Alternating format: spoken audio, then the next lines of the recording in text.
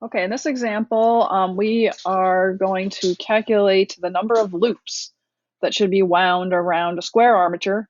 So how many loops do we need if we have um, if we need to generate a voltage of 24 volts and we have a square armature, and the dimensions of the square armature are 6 centimeters on a side, and the field that we have is 0.42 Tesla, and this rotates at 60 revolutions per second. So what we want to do is let's just draw a picture and see if we can, I mean, I'm not the best artist, but let's see if we can figure out what's going on. So what we have is an armature or a loop of wire.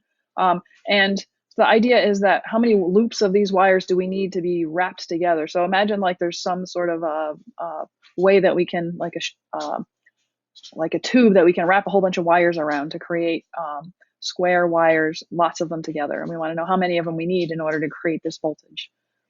So if we have this magnetic field, the idea is that, like, let's even just say we have this kind of wire that's like looks like that, and that we're going to rotate it, something like that, because we've got this magnetic field. That imagine the magnetic field like in a DC motor. It could be created by like two magnets, like maybe there's like one over behind here and there's one in front, like out of the page, and then we just rotate this wire inside that magnetic field. um, we're going to rotate it like this. So we have our givens and our finds. So our givens, oops, we have the EMF is equal to 24 volts.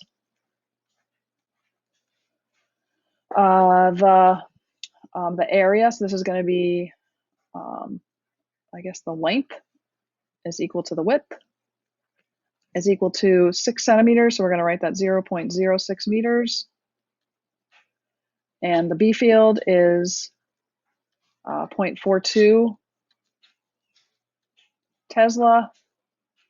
And our frequency is equal to 60 revolutions per second. And what does that mean? It just means it goes around in a circle 60 times in 1 second. And so we want to find, so our find is N, our number of loops of wire that we need. So what we're going to use is we're going to use the equation for EMF, which is E is equal to a negative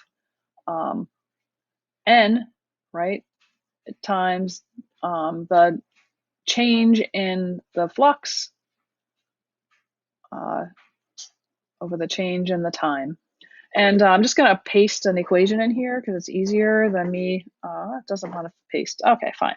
So let's derive this a little bit. So E is equal to negative N, and we're going to do dt of phi, right? So what's phi then? Phi is our magnetic field times A, right? And then remember, this was B dotted with A. So it's going to be BA cosine, because it's the dot product, omega t, right? And so when we take the derivative, we know that the B field is a constant and the area is a constant, but the other thing that's changing is the angle between them, and that's where this comes in. So we're going to pull out the B and the A, and then when we take the derivative of cosine, we get sine. So we're going to have sine of omega t, and then the derivative of omega t is omega, and the derivative of cosine is a negative. So we get another negative here. So I'll just put another negative there. So we have two negatives, which become a positive. So our EMF is equal to N B A omega times sine of omega t. Right? And so one of the things to notice about our problem is it says peak output. So that means peak output voltage, peak output voltage. And so if I think about my this equation, my peak output voltage, or my output voltage, goes by this equation, but an N and a B and the A and omega, they're all constants, but sign changes. So what we're going to have is we're going to have something that looks like this, where this is our EMF, and we're going to have a sine function, right? So we don't know what we can calculate what the max is from this equation, but it's going to look something like that. And it's asking us to find the peak output voltage. So it's assuming this, that we're looking at that spot at the peak. So that means that when this is a peak, our sign is equal to 1. So I'm going to make this equal to 1. So that means my EMF is equal to NB A omega. Terrific. Okay, and now we're solving for then how many loops, right? So how many loops? And so that means we're solving for n. So we can just rewrite the equation, right? Just EMF divided by BA omega. Now, one of the math tricks, right, is we're using omega, but notice that they gave us frequency, right? So one thing we need to know is that frequency, or omega, is equal to 2 pi times the frequency. All right, so if we can plug that in, n is equal to, so that becomes here, E is equal to, or n is equal to epsilon, and then B A times 2 pi F. So plugging that in, we get 24 volts divided by 0.42 Tesla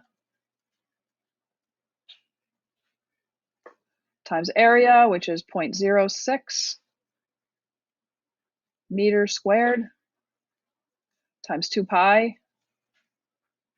times 60 revolutions per second.